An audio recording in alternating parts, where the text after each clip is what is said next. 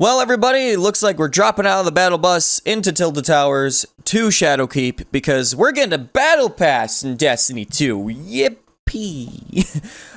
So I wanted to share my thoughts on this, but for any of you who do not know what is going on, basically Luke Smith came out to say that, and shared an image on this as well, that we're going to be getting a battle pass system inside of Destiny.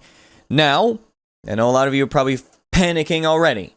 For starters, this annual pass, seasonal rank pass, battle pass, whatever, is given to you with the season pass. So if you purchase the season, you get the premium and you get the free track. Because as usual with the battle pass system, there's always a premium and then there's a free track. Premium you have to pay for, free track you're just getting no matter what, if you purchase the season or not. Which is honestly not that bad of an idea, because you get free stuff. It's always good to get free stuff. Now, here's the thing.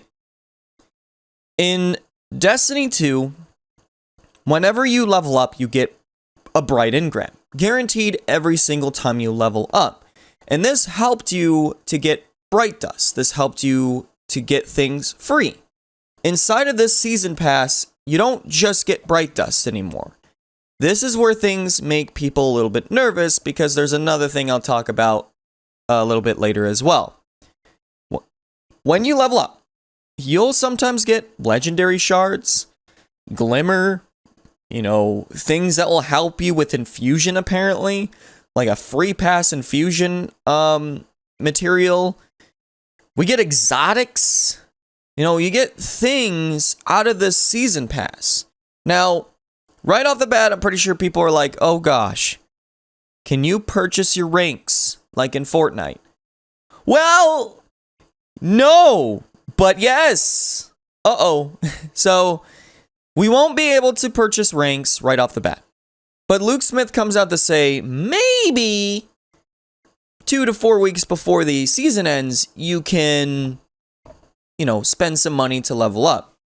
Now, I know a lot of you are like, because that's basically pay to win almost. Almost, and the reason why I say almost, trust me, it's super fun and funny to be angry at things sometimes and just look at things and be upset. But here's the thing. Luke Smith, if he's being honest, said that when it comes to leveling up through this seasonal rank thing, it's not throttled. It's not going to be throttled. It's not going to be a ridiculous grind to level up your ranks. It's going to be like it's been.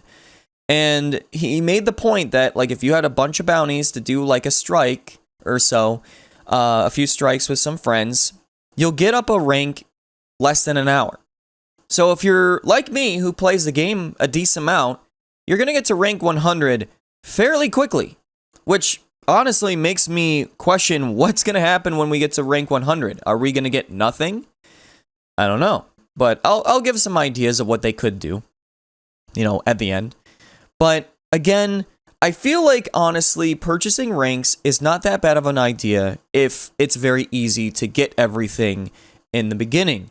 Like, as in, if you're getting everything within like the first month, you're at rank 100. It's very, very easy if you're just enjoying and playing the game. It's not that big of a deal. It honestly isn't, because it seems like it's not a pay to win, but a pay to catch up.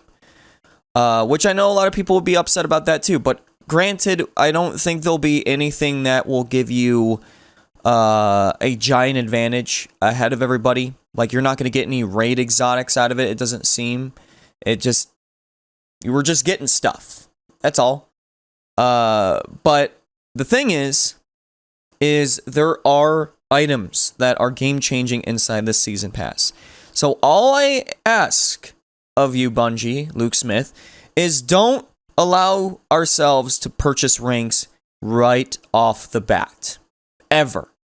Ever, ever, ever. Don't go the scummy route. Your game's not free to play. It's not. It is, but you still have to pay each season to play the new stuff. And I see right through your stuff, Bungie. I'm going to just say this, but just to get off topic. I'll probably talk about this in a different video anyways, but each season they are good guy Bungie, where they say that you could skip a season if you don't like what's in it and then buy the next one. But here's the thing. It's not like the old annual pass where everything's there as soon as you purchase the season.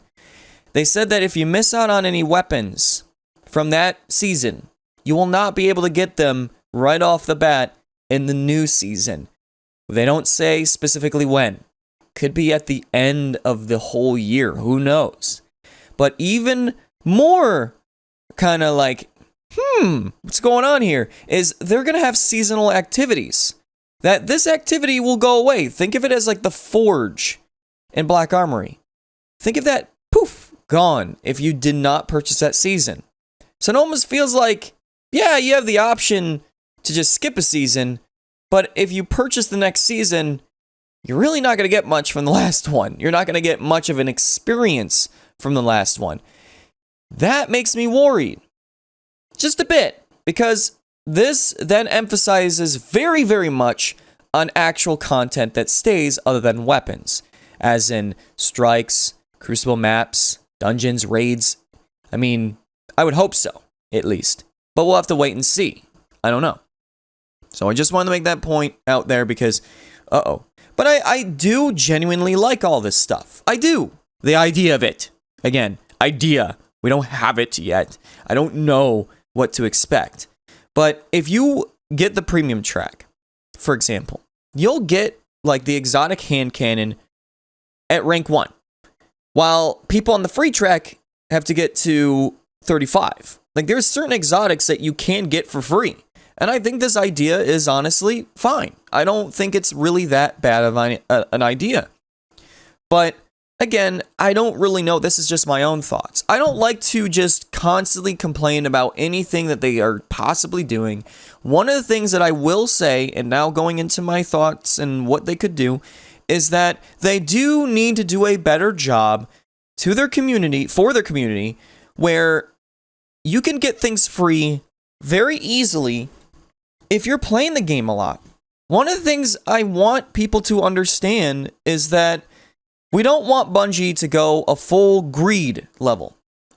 I know that they're independent and they need a lot of this money to ensure that everything's going fine.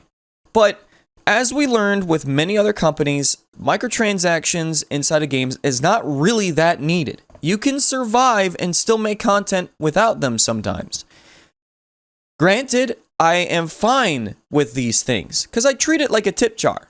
I've always been a hard believer on if I like something in the game, if I like what they're giving to me, I don't mind spending, $10, $20 on some microtransactions, or maybe a little bit more, because I genuinely feel like they did a great job on what they supplied me, that I feel like I'm okay with giving them a little bit more. But Solstice of Heroes really showed that they really want to kick up the greed level a little bit more. Everything, $8, $10, Bright Dust prices for the glows was really high. I mean, to get 5,000 Bright Dust, forget about trying to get that within a week. And even within the 4 weeks of Solstice of Heroes. And they're removing the whole dismantling Eververse items into Bright Dust. So the only means of getting Bright Dust now is apparently bounties that they said. The seasonal rank thing, which in rank like 30, you get 100 Bright Dust. Whoop-de-doo. That's not going to do anything for you at all. And, well, we don't know the other ranks, of course. But again, I don't know. Because I'm also asking the question when there's like, for example, Festival of Lost. We're guaranteed to get some Eververse items there. Are we going to get a Season Pass, Battle Pass system in there? Like maybe with just like 30 ranks. And we'll be able to get a lot of Bright Dust from that Season Pass thing. I don't think so, but it would be a great idea if they were to do something like that. To again, reward the players who are playing a lot. Don't make everyone have to spend basically $50 a season to get the cosmetics that they want. I agree with Luke Smith that cosmetic items are okay to go in the Eververse store, if it's also very easy to get these things free if you're playing a lot. Because then it is turned into you must purchase these things to actually put it on your Guardian. And I don't know how I feel about that. Again, I don't know. So the only thing in the image that concerned me was the bright dust amount we got. For rank 30, it says 100. Not 1,000, not 5,000, not whatever. 100. So yes, they may not be XP throttling us in the season pass, but they could be definitely throttling the amount of bright dust that we would normally get from the double engram drops from the free events, and just from playing the game and dismantling things from the Eververse store that we get from the bright engrams. So this is very, very, very concerning. That's the main thing I'm concerned about. Because, yes, what he's saying to us directly sounds pretty nice. It sounds pretty good. But the things that are actually behind the voice, behind the wording and all that stuff, where we actually dig deep into actually thinking about all this stuff, makes me concerned. Now, if Luke Smith were to come out and tell us the actual amounts of bright dust that we get per bounty, if they have a game plan where we get giant surpluses of bright dust, then I'll be fine with it. Because one of the questions I have, when we get to rank 100, are we just done? Or can maybe every time we level up past 100, we get a lot of bright dust? As a thank you for playing the game so much, for working your butt off to whatever. I don't know.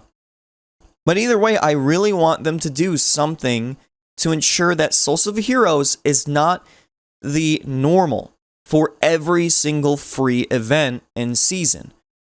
I'm fine with the idea that I'm going to have to buy certain things. There are certain items that you can't purchase with bright dust whatsoever, like the skins for certain exotic weapons from like 0 Hour or the Whisper Quest or whatever, or the Thunder Lord. Those are fine. But, I mean, a lot of the other things, having everything be a struggle to get for free, I don't know about that point. That's the main thing. Because no matter what, I'm still going to probably want to purchase things with just silver. But $8, $7, $10 for one thing, one cosmetic that will keep going on and on and on with new free events and stuff where people are going to be like, well, actually, I want this now. I don't know. That's just my thoughts. But again, as I said, the Battle Pass, in the premise of it, if it goes pretty well, I like the idea. It's very close to pay to win. But I kind of like it. Gives us an incentive to just play the game, rather than having the idea that I have to play certain activities to get rewards, to get things that will help my guardian or whatever. That's fine.